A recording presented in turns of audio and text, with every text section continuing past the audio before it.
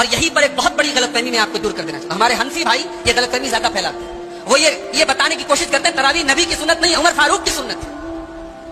اسلام میں سنت صرف ایک ہوتی ہے، وہ رسول کی سنت ہوتی ہے. سنت عمر فاروق کی، سنت عثمان غنی کی، سنت ابوبکر صدیق کی نہیں ہوتی، یاد رکھیں آپ.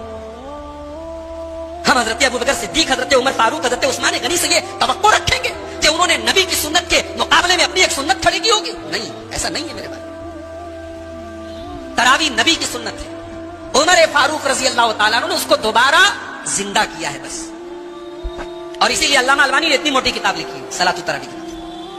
اور اس کتاب میں انہوں نے باقاعدہ دلائل کے ساتھ یہ ثابت کیا ہے کہ کوئی مائی کا لال ثابت نہیں کر سکتا کہ حضرت عمر فاروق نے اپنے دور میں 20 رکعت تراویح کا حکم دیا. عمر فاروق کے دور میں بھی 8 رکعت ہی پڑھی گئی. بعد میں لوگوں نے 20 بھی پڑھی، 36 بھی پڑھی. لوگوں کا اپنا ایک نظریہ تھا، اس نظریے کے ہم پابند نہیں ہیں. نظریہ کیا تھا کہ اللہ کے رسول صلی اللہ علیہ وسلم نے 8 رکعت جو پڑھی بہت لمبی پڑھی، تو ہم لمبی نہ کر کے رکعت بڑھا دیں تاکہ ثواب وہی ملے اور اطمینان سے پڑھ سکیں.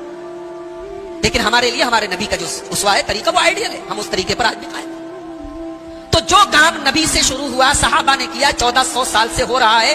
آج ایک آدمی 4 کتابیں پڑھ کر 4 حدیثیں سن کر کہتا ہے بدعت ہے.